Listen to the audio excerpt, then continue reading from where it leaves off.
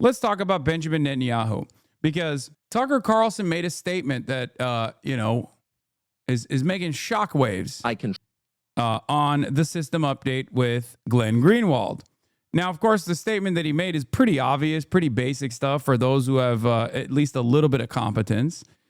He said that Netanyahu has been telling multiple people, I control the United States and I control Donald Trump. Let's take a look at the clip first, and then I'll show you the 700 other examples where Benjamin Netanyahu has directly done so. Let's take a look. I'm not guessing about this, because I talked to people he said it to, is running around the Middle East, his region, and his own country, and telling people point blank, just stating it, I control the United States. I control Donald Trump. He's saying that. And again, I'm not guessing at all. That's a fact. And I dare them to say that's not true, because it is true, and they know it's true. Yeah. So people have been running around making it seem as though that's not the case. And it's been really funny. It's been really funny to see people being like, "Duh, that's crazy. That's silly. That's dumb. How dare you say Benjamin Netanyahu has any sort of outsized influence over whatever events take place in the United States," which I thought was really funny. So here's some of his many moments. Here's the lol nothing matters one. This guy says, Israel had, in fact, lobbied strenuously against the Iraq war, predicting that it would weaken the constraints of the real Middle Eastern danger, Iran. What an incredible thing to say. Tucker Carlson also did this like 9/11 thing as well. He's doing a little 9/11 documentary. This probably pertains to that as well. He says, America started preparing for war with Iraq immediately after September 11th at the behest of a foreign government, Israel. Let's take a look at what his full statement was, and then we'll look at the response. Buildings were still burning. There were people in Washington discussing and pushing a war against Iraq, which I don't think any smart person... Also, not only is that aspect of it correct, but it was far before 9/11 that they had interest in attacking Iraq. Okay?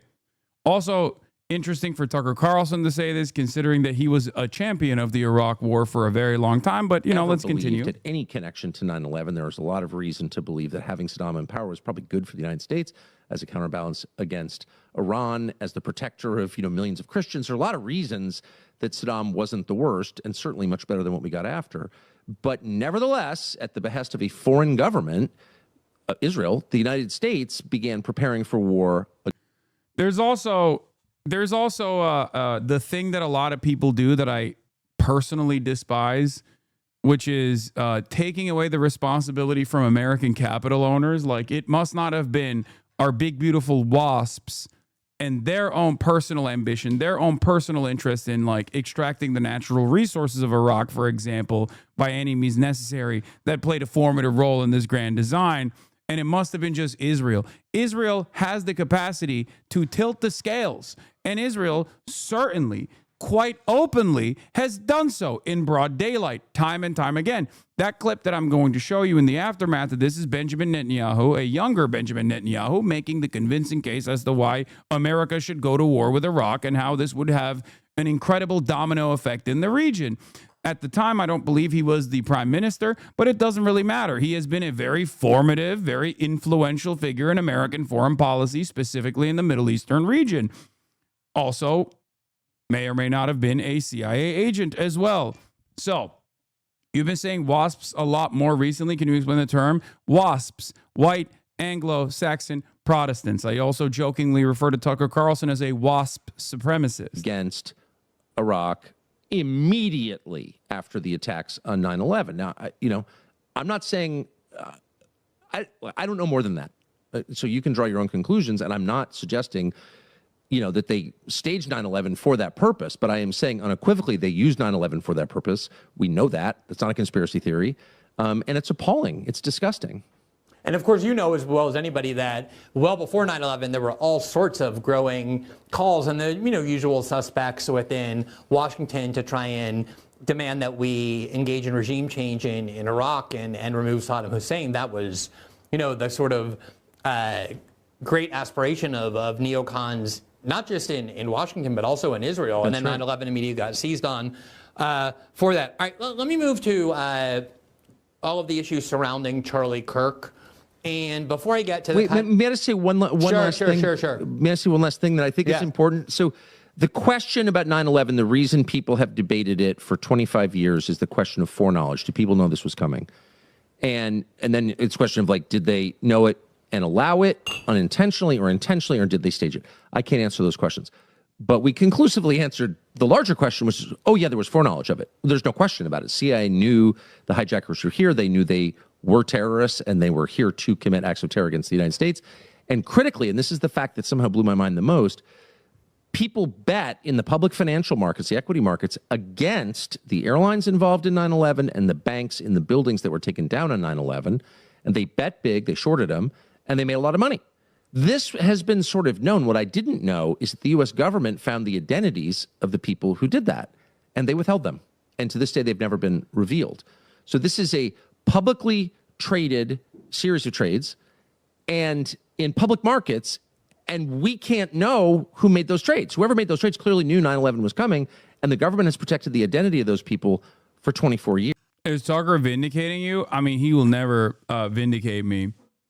Foreknowledge aspect of this is correct, but the idea that they would know exactly what the target is and then make trade decisions, that's a little that's a claim that requires extraordinary evidence. I wouldn't say that is I wouldn't entertain that part of the narrative.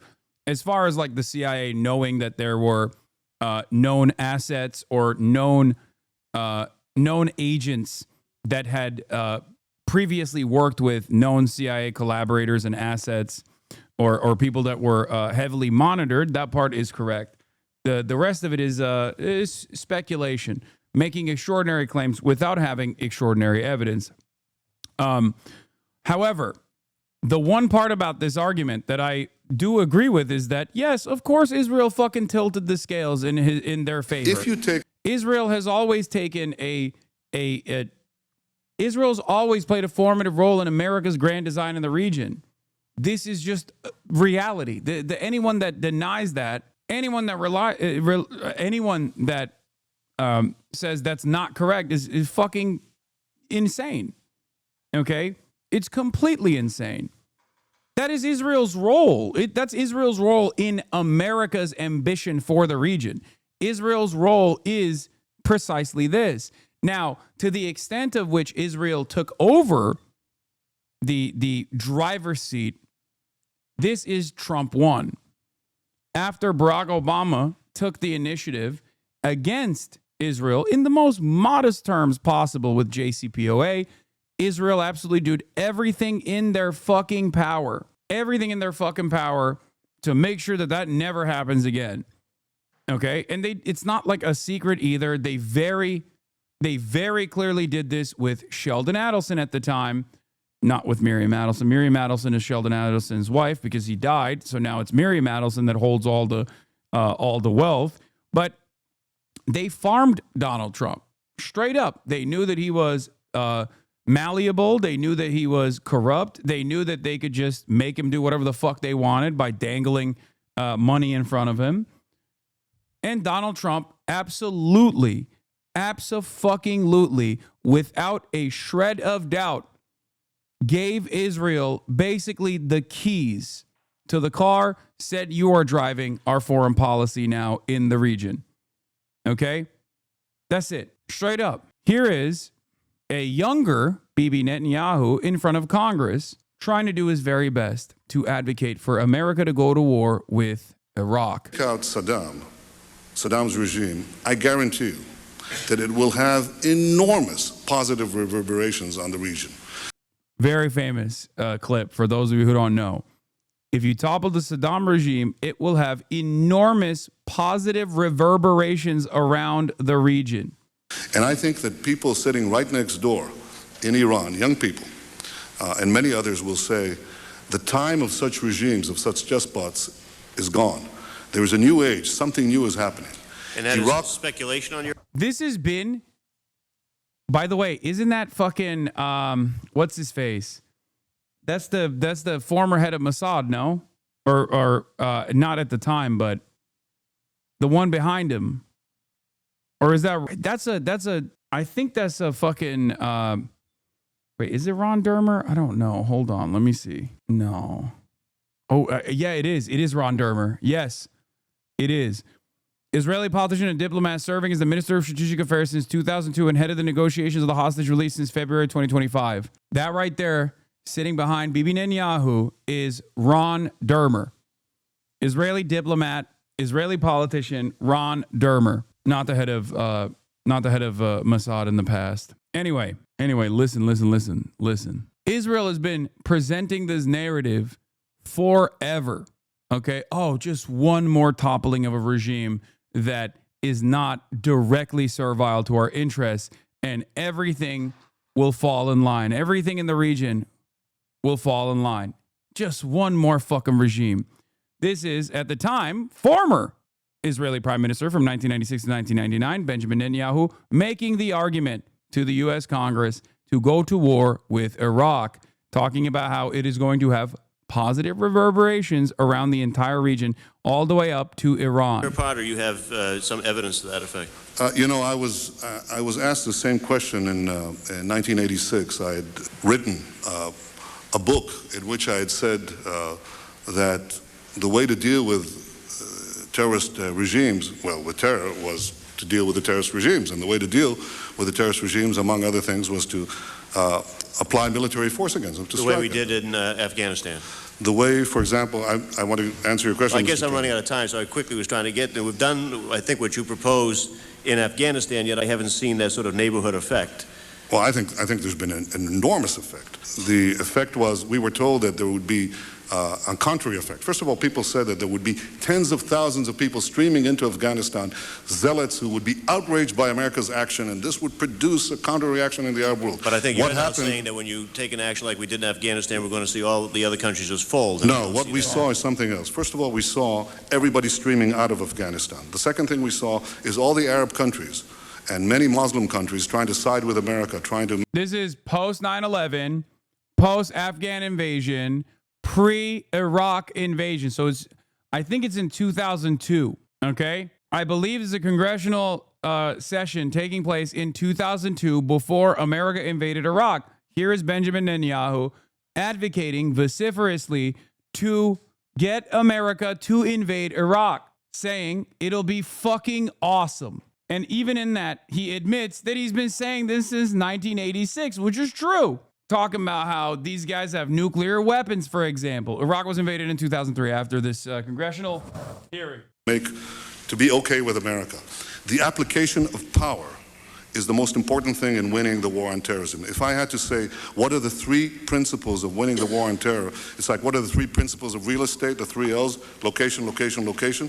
The three principles of winning the war on terror are the three W's, winning, winning, and winning. The more victories you amass, the easier the next victory becomes. The first victory in Afghanistan makes the second victory in Iraq that much easier. The second victory in Iraq will make the third victory that much easier too, but it may change the nature of achieving that victory. It may be possible to have implosions taking place. I don't guarantee it, Mr. Turney, but I think it makes it more likely, and therefore I think that... Man, such winning has taken place, chat. What is it, like fucking $8 trillion? $8 fucking trillion. 12,000 American service members dead in the process. Man, tens of millions displaced, millions dead. A network of sometimes CIA and other times Israel-backed terror cells that are wreaking havoc in the entire region. Man, we've won so much, dude. So much. Thank God. Thank God for Benjamin Netanyahu. Mission accomplished, baby. Thank fucking God. David Wamser wrote a policy paper for Benjamin Netanyahu in 1996 recommending the regime change in Iraq as an important Israeli strategic objective in its own right. Even though David Wamser here says this is a lie, I was there, and this is a lie. Why is it that these people get to just openly lie about what they did? Austin Show. Swooner. Yeah. Is the third victory Netanyahu was talking about a potential war in Iran? Yes.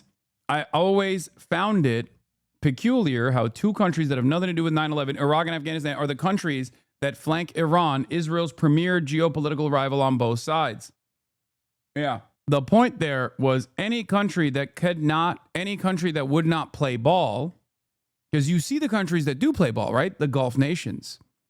They have instability at times, but ultimately the regimes, the administrations, the monarchies, they are always in line with U.S. interests. And now they're in line on paper as well, right? What's interesting about this, of course, is that You take out so much death and destruction has taken place. So much money and lives have been lost. Here's Ron Dermer, by the way, who was behind Benjamin Netanyahu, as I showed you earlier, saying the same exact fucking bullshit. We must dismantle the terror army of Hamas in Gaza, which will not only be a victory for Israel, but also for the U.S. The U.S. will show all of its allies that it sticks with them even when it's tough, and it will project American power across the region. They're saying the same old bullshit even now. Now, what's interesting about this, of course, is that while they're saying the same old bullshit, they're also simultaneously claiming that Israel's small bean, Israel have no interest, Israel has nothing to do with American affairs of this sort. Okay? Benjamin Netanyahu has been openly parading at times how much influence he has over American Congress, both internally in Israel, as a major factor as to why he must keep being in power, okay? And also all around the region as well. Oh, you fuck with us? America's got our back. I have complete control over U.S. Congress. This has always been the case. And at certain points throughout time, maybe it was an exaggeration, but post-Trump 1, it was no longer an exaggeration. It was reality. Reality that you can see with your own two fucking eyes, okay? That's it. That's it. How else do you think a foreign nation state can just bomb whoever the fuck they want, including humanitarian aid workers that are seeking to deliver humanitarian aid during a genocide off the coast of Malta, off the coast of Tunisia? It is ridiculous. That is where we're at.